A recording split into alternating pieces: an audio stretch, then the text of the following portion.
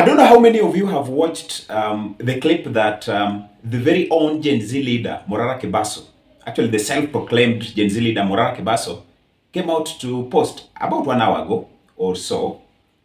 And he appeared as if, not even as if, he appeared hitting at Wamunyoro, Rigathi Gachagua, so hard that the message that he encrypted the clip with is giving us a clear indication that things are not right at Wamunyoro's camp. This is the 30 seconds video clip that Morara Kebaso has just posted. I want you to watch it, and then I tell you what he wrote as the caption. And then, of course, we just make deductions, as always, and then we call it a time. If we unite as Mount Kenya, as Gema, for the next 100 years, we shall be in government at every election. Please make sure that you register. Hata hii Nairobi tumepiga hesabu yenu na sisi iko sawa pale pale Nairobi. Wewe utasikia tu, sitaki niongee sana. Naangalia hapo Nairobi ni kufagia gema tunamaliza. So accompanying that clip, Morara Kebaso said this: leaders of opposition should unite. I agree 100%. But what is the glue that is holding us together? Do we have shared values? Are we uniting to replace the problem with another problem? How do we give every Kenyan the confidence that we represent a brighter future with a stable economy? He's asking very many questions. How do I convince Gen Zs that this speech by a leader of such great influence is the change they were fighting for? And then he concludes by saying, I found it difficult to continue associating the Gen Z movement with this. So that is exactly what the self-proclaimed Gen Z leader came out to declare today. You know, amesema imemtokea, right? Wacha niseme initoke. And of course, you look at the way Morara has been playing his politics currently. We have known him as a man that is really trying to get into the mix. And I'm seeing the way even Kenyans are reacting to this, because most of the times my focus is always on what are Kenyans saying. This is a time that Morara is coming to tell us that things are not good at Wamunyoro's camp. Opposition is not very ready to tackle everything going forward, like on a serious note. And so when you hear the likes of Morara Kebaso, a serious leader that is significantly representing a given voice, especially of the young people in that camp, now that they are the larger opposition, coming to tell us that he's finding it very difficult to associate with such kind of utterances, things are not good at Wamunyoro's camp.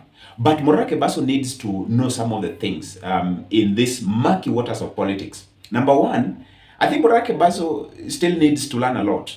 And this is actually in concurrence with, if you look at the reactions on that post, Kenyans are really telling him, boss, you really need to learn politics.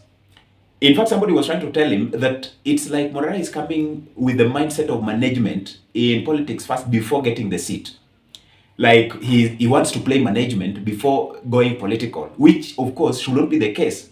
If you look at the spectrum of Kenyan politics, you realize that everything is always aligned in the tribal line.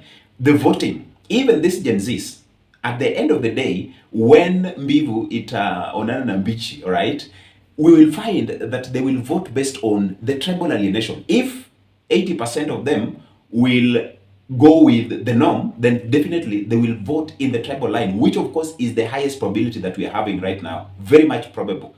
Only a section of them will try to be what I always say as autonomous, all right? You be rational with what you think needs to happen in this revolutionary realm or this movement that we have always been having. So somebody also was telling Morara Kebaso that please know that that is the way we are defined. So in the first place, if you want to set the mindset of your people, the perception that should be driven is that we are bringing power to you.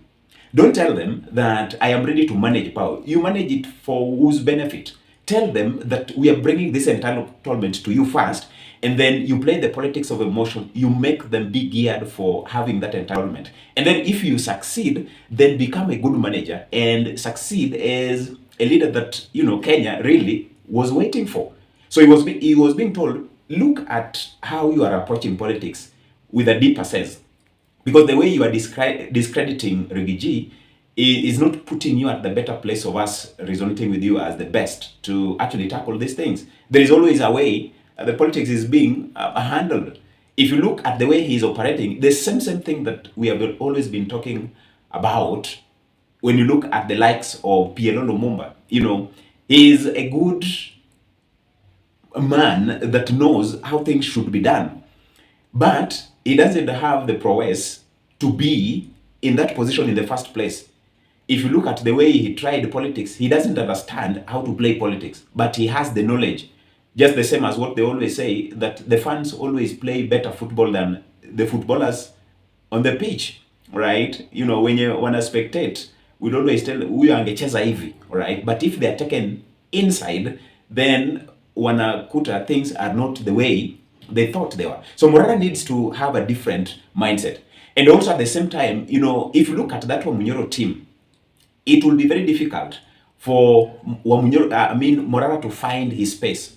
Because how would you try to resonate with that kind of caliber? He has said it very rightly that every opposition that is going to be on William Ruto is like replacing a problem with a problem. If you talk of Kalonzo, what have we not seen about them? They have been the same ones. If you talk of Rigathi Gachagua, he is a Ruto.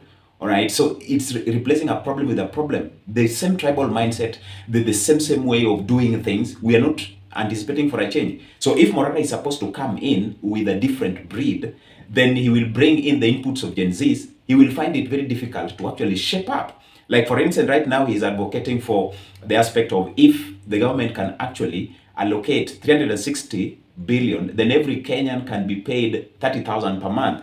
And of course, right now they are preparing the Mondays Occupy Uhuru Park. So some of the things that are really happening around him cannot actually match the very mindset that has been always defined in these seasoned politicians, like the ones he went to side with. So he's finding it very difficult to just rhyme with them. And perhaps whatever he's proposing to them, they are not buying into it. And that is one of the reasons why he's getting pissed off. And the only thing that he can tell us is that going forward, he's not going to be associating himself with the Saj. Then the last thing that I believe might be happening, what have we been saying about Morara? This man, we need to look at him carefully. Huyu jamani kama yeye ni mole. Somebody was trying to say that Morara is a mole in Wamunyoro's camp, right? All that kind of arrangement. Every meeting that he has been attending. And even somebody was trying to say that Rigiji needs to be careful with him. Anaweza kuwa mole. Okay? Kalonzo needs to be careful. Anaweza kuwa mole. Being used by the government. Okay? Look at the way sometimes back he really went down, and after all that he came up and was not very much perfectly telling us why he's changing the tunes. Like he's been compelled, or somebody who has been brainwashed and is so sticking to it, and it can be used to actually be a Trojan horse, a very common word that we always like to use. So if you can go to an extreme, the Wamunyoro team should be very careful with Morara. And now that he has distanced himself, I think that would be the better. Let us see how he's going to play his politics. And then we see where he reaches. But he needs to learn a lot. He still has a long way to go to catch up with the usual norm that defines when a leader really wants to take up the matters.